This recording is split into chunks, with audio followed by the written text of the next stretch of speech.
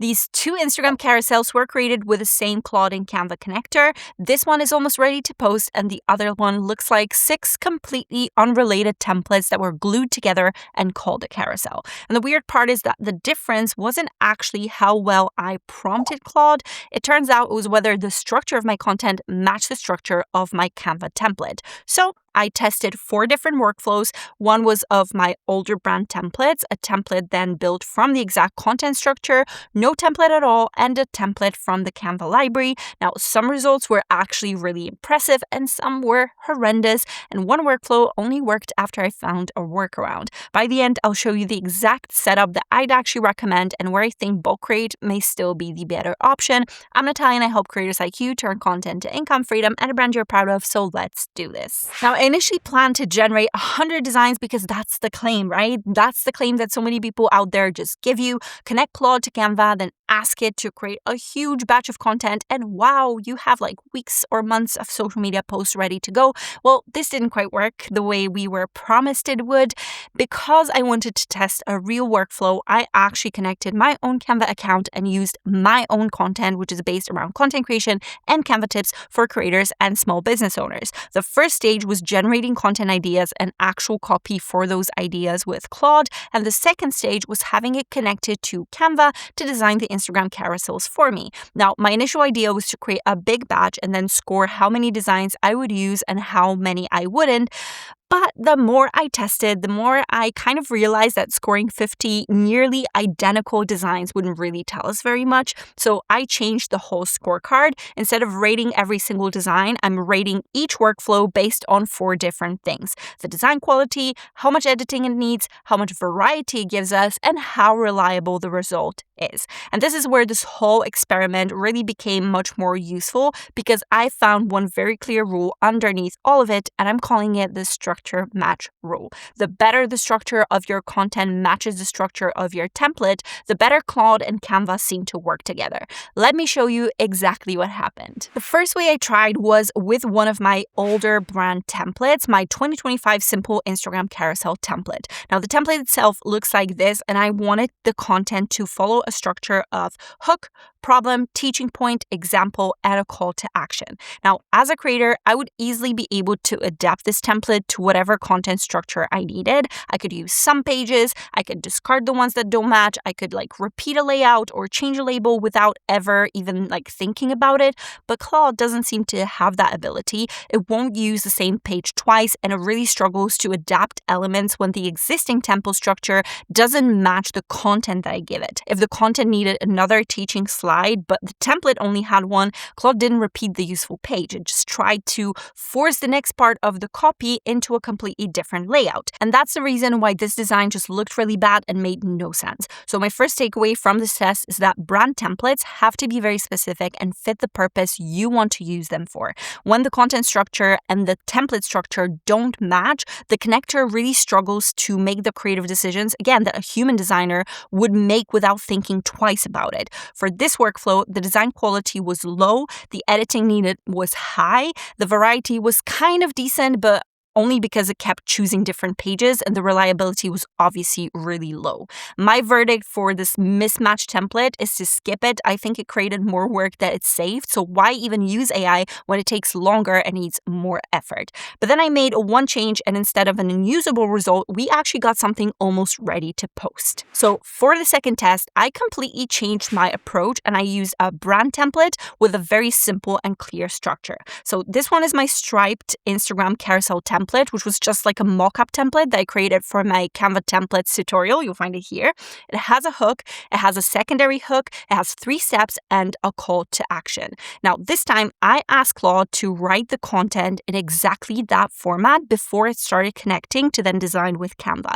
And this actually worked really, really well. It created a good design every single time, and most of them only needed a tiny bit of editing. Usually, I just had to stretch a line of text so it filled the design properly or make with like little tiny small spacing adjustments. This was the first result that I would actually use on any platform. The layout worked, the text hierarchy was there, and the content was put in all the right places. So for me, it was around 90% finished. So I actually saved time with a specific workflow because otherwise I'd have to manually fill each page with that text. And I think the reason here is pretty obvious. Claude didn't need to decide how the carousel should be designed. It just needed to fill those predefined spaces. The copy had a hook, it had a secondary hook, the 3 steps, and a call to action. And then the template had a hook and a secondary hook and the 3 steps and a call to action. So this is the structure match rule in practice. For this workflow, the design quality was high, the editing needed was low, and the reliability was also high. By the way, brand templates are a Canva Pro only feature. So if you want to create some for yourself and test other Canva features like Magic Grab or Background Remover,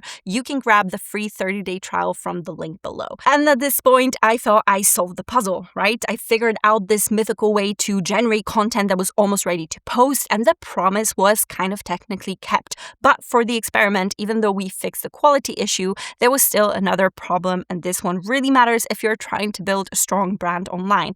Every single design is made out of the same template, so they all look the same. This is the exact warning sign that I noticed when Bulk Create first launched in Canva 2 and people started using it. This method works very well for repeating one design structure, but putting the same design across your whole content calendar really looks bad, and you get a feed where there's no variety at all. We definitely want consistency when you have a content series or content that's using the same template, but then it's spaced out and actually has other content that breaks up that pattern.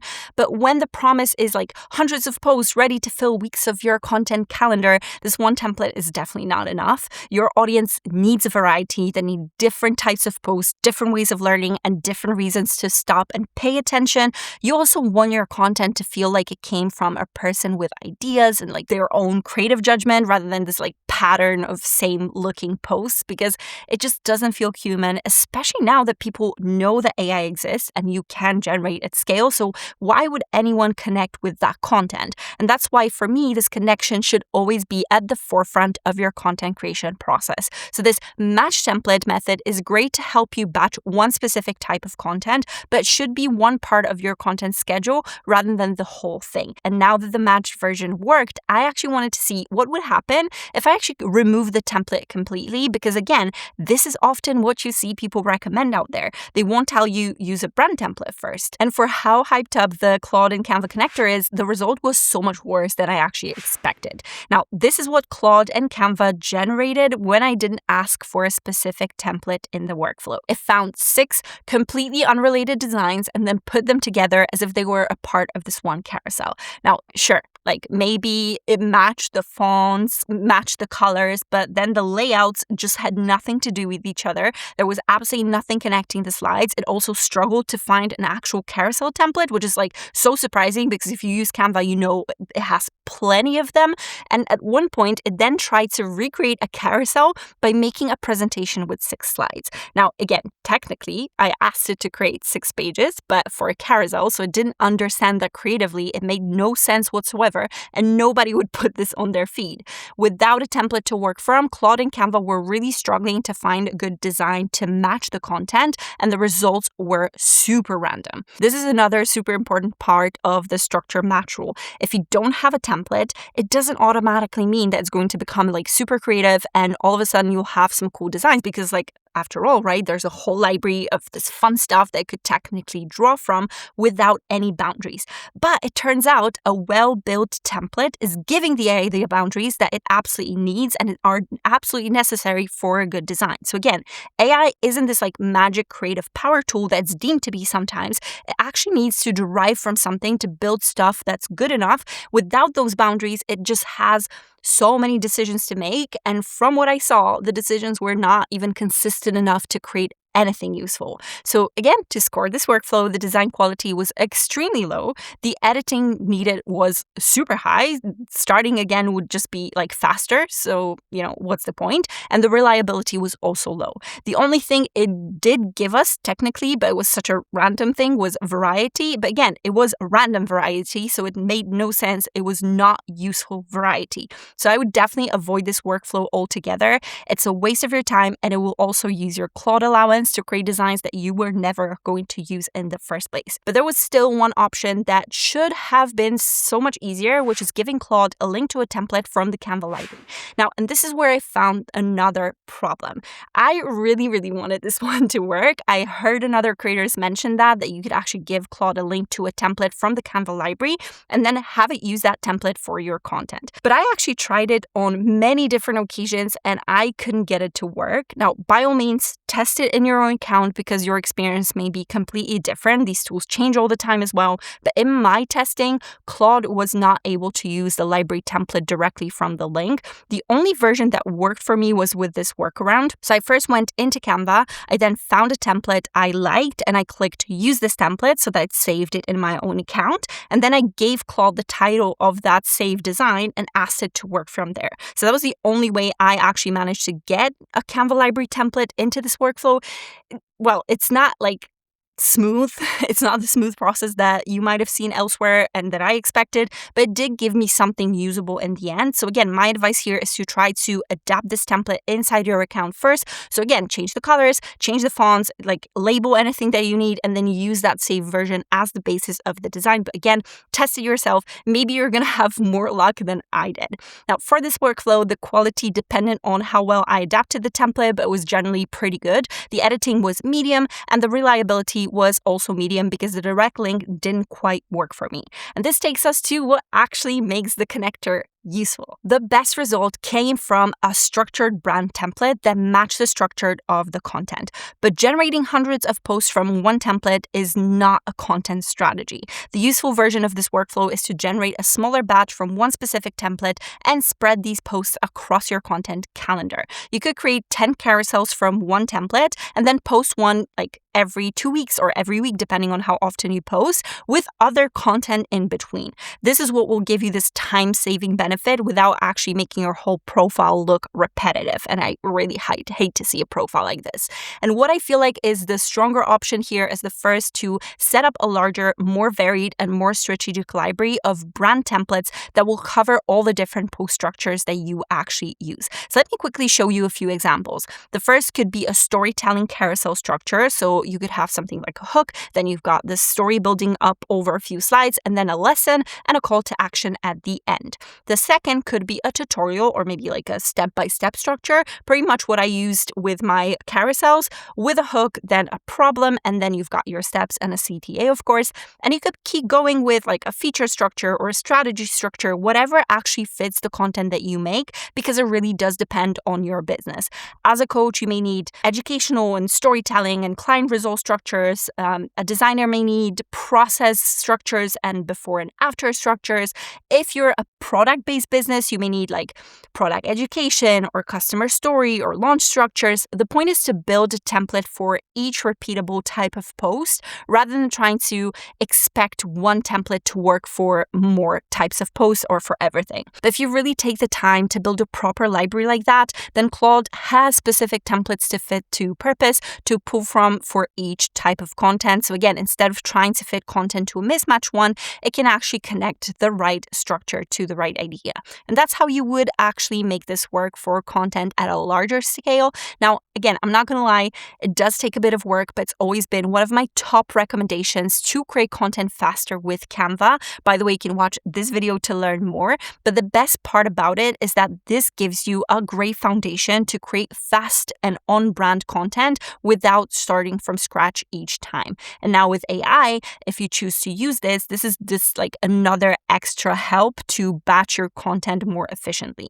This is how I'd make this work at a larger scale. It's a little bit different than what people promise you. Now, this method doesn't have to just be for carousels. That's just an example. You could use the same idea for Reels covers, single image graphics, even if you want to like simple reel structures, other repeatable designs, as long as you have something clear and specific and something like template ready for each one of those. And it doesn't have to stop at carousels either. You could use this exact same idea to generate things like Reels covers or single image graphics too, or maybe like even simpler reels, as long as you've got these specific structured templates ready for them. And of course, one more practical thing that's worth knowing before you go and try to batch hundreds of different designs at once, generating that much content will use up quite a bit of your Claude allowance. So that's something to really keep in mind, especially if you use Claude for other purposes too. You just don't want to burn through it all in one sitting. Now, I've also mentioned bulk create before, which is an amazing Canva feature helping you create at scale, and it just goes beyond content. This could be great for creating like certificates or business cards for your whole team. Anything that's kind of somewhat repetitive and operates on the same design, it can all be filled for you automatically by Canva, kind of like what we've done here already. I actually think using bulk create can potentially give you even better results. It can insert specific images for you. You could make it work from within Canva itself without using Claude credits or relying on the connector. I actually have an older video with a tutorial on this. It still is applicable, but a lot has changed since then, and we have even more power features now to improve the workflow. And of course, we want to get those great designs easier. So if you want me to do another deep dive on this, let me know in the comments. I'll start working on it straight away. So again, my current view for these tools is this. Use the Claude and Canva connector when you want help to generate both the content and the designs, and you already have a strong template to match the style of the post. And then use bulk create when your content is organized, maybe in a spreadsheet or a table, and you want more control over how specific information and maybe images are placed into a repeating design. Now, I do want to say something because I fully acknowledge that this could just be my experience and it may work completely differently for other creators, but I really don't want to be the kind of YouTuber who just shows you the highlight reel of the best outcomes only and then skip the not so great parts. I still think there's some good learning in this whole process, and even though it's different to what I normally give you, I hope it still gives you something very useful to think about. I'm posting this video to show that if something doesn't work for you, it's not just you, and not everything can be blamed on the wrong prompt. So this is me just trying to be more transparent with you, but also showing how you can use this connector to your advantage without wasting time on stuff that doesn't quite work. Maybe yet, maybe not yet, but this is what it is. Now, this experiment ended up being completely different from what I planned, but I think the result is more useful because it shows you the conditions that you have to put in place for it to work. Now, a good prompt will not rescue a mismatched template. A matched template gave me content that was almost ready to post. Then removing the template gave me horrendous results. So the main takeaway is this structure match rule. The structure of your content has to match the structure of your Canva template. When these two things correspond well to each other, the connector can actually save you time. Otherwise, there's just extra editing. You waste your allowance and you get content that you will definitely not post anywhere. And even when it works, I wouldn't use it to fill an entire calendar with like hundreds of same looking posts. I'd use it for smaller batches across a varied library of templates so that the final content will feel like thoughtful and useful and human at the end of the day. Now, your tiny action step after this video, because of course I want my content to feel actionable. I don't want you to hoard knowledge. I actually want you to try the workflows and apply them in your life, is to go and choose one repeatable content type that you already create and then build one clear template from it. You can, of course, build it from scratch, or you can use the Canva library to adapt a template from there, because there are plenty of different content types that you will find that will match the structure. And if you want to set up the connector itself, watch this video next, because I'll show you how to connect Claude to Canva step by step, and I'll walk you through the use cases where it works really well. If this was helpful, go ahead and subscribe and give this video a like so it can reach more creators like you. Thank you so much for watching, and I'll see you next time.